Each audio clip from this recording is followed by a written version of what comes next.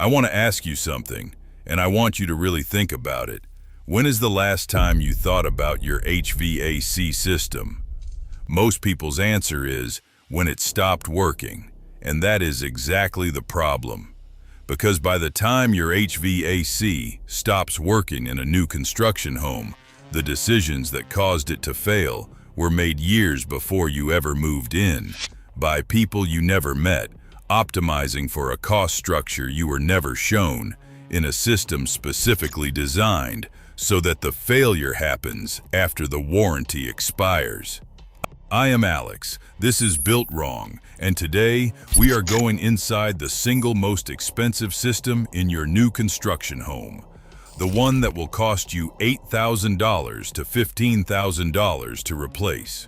To show you exactly how builders are installing HVAC systems that are engineered to fail on your schedule, not theirs. After our builder grade video went up, a huge number of you wrote in asking whether the same cost-cutting logic applied to HVAC. The answer is yes, and in some ways it is worse because HVAC failures are invisible until they are catastrophic, and by the time you notice something is wrong, the damage is already done. Here is how the system works. Every new construction home requires an HVAC system sized to the specific square footage, insulation quality, window placement, and climate of that home. The industry standard for calculating the correct size is called a manual J-load calculation, an engineering analysis that determines exactly how much heating and cooling capacity a specific home needs. When a manual J is done correctly, the result is a system that runs efficiently, maintains consistent temperatures throughout the house, and lasts its full design lifespan of 15 to 20 years. Volume builders frequently skip the manual J or perform it inadequately. HVAC professionals in high-growth markets, including Atlanta, have publicly documented this, noting that they regularly receive calls from homeowners in brand new houses where rooms are too warm in summer, too cold in winter, or persistently humid, not because the system broke, but because it was never sized correctly for the house it was installed in. The system is new.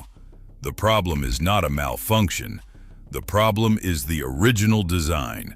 When an HVAC system is undersized for the home it serves, it cannot reach the thermostat set point.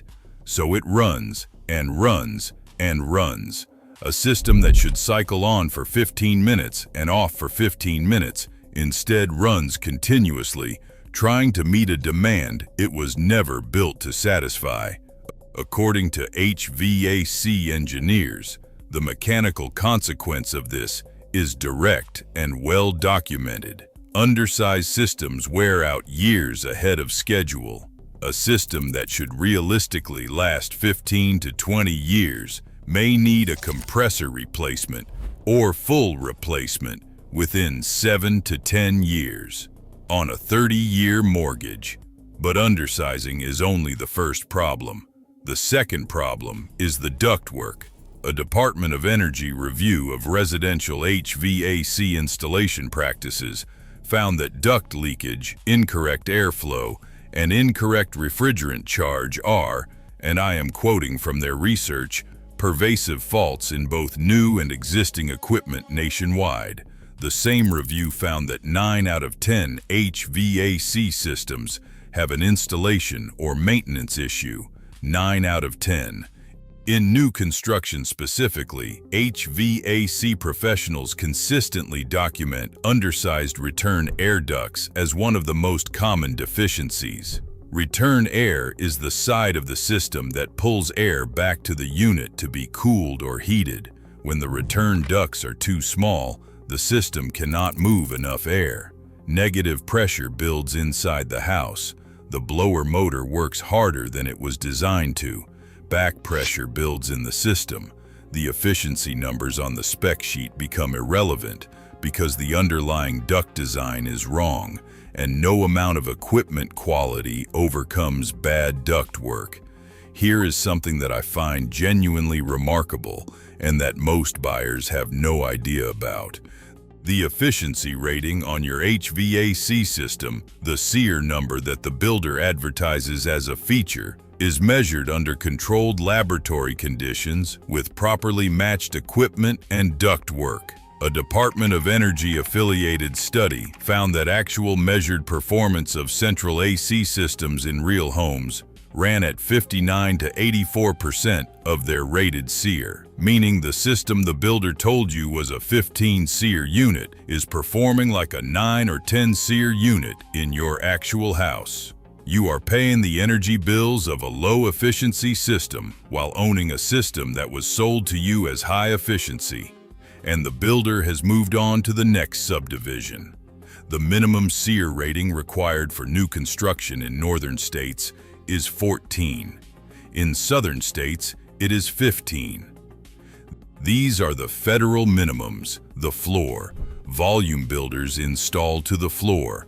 A properly specified home in a hot climate should have a system rated significantly above the minimum, because the minimum was set as a baseline for compliance, not a recommendation for performance. When an HVAC contractor in Las Vegas, one of the most HVAC-intensive markets in the country, documented the builder-grade new construction problem publicly, their finding was direct. The typical builder-included system is a minimum code, single-stage unit that will struggle in summer conditions and cost significantly more per year in electricity than a properly specified alternative. Upgrading at the time of construction costs a fraction of replacing a failed system at year 7 to 10, which is exactly why builders install the minimum, because the upgrade cost comes out of their margin and the replacement cost comes out of yours. Before I give you what to do about this, a lot of you have been asking since the builder grade video for a practical checklist that covers HVAC specifically.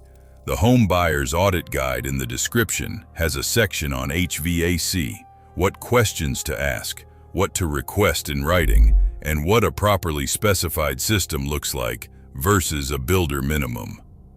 Link is in the description. Here is what you can actually do before you buy. Ask for the Manual J calculation in writing. Any reputable builder who sized the system correctly will have this document. If the builder cannot produce it or tells you it was done informally, that is your answer about how seriously they took the HVAC specification. Ask for the SEER rating of the installed unit and compare it to the federal minimum for your region. If it is at or just above the minimum, you are looking at a builder-grade installation. Ask what it would cost to upgrade to a 2-stage or variable speed system at the time of construction. That conversation will tell you everything about how the builder approaches quality versus margin. Ask about return air design. Ask specifically whether a manual D duct calculation was performed. This is the companion calculation to Manual J that determines the correct duct sizing. If the answer is no, the ductwork was designed by guesswork, and the performance of whatever system they installed will reflect that. If you already own a new construction home and you are experiencing hot and cold spots, persistent humidity, or a system that seems to run constantly, those are the symptoms of an undersized system or undersized return air. An independent HVAC evaluation can diagnose which problem you have and what it will cost to correct. The HVAC system in your home is not a luxury. It is the difference between a house that is livable in every season and one that is uncomfortable, expensive to run, and heading toward a $10,000 replacement on a timeline the builder already calculated when they chose the cheapest system that would pass inspection. Stop accepting the minimum.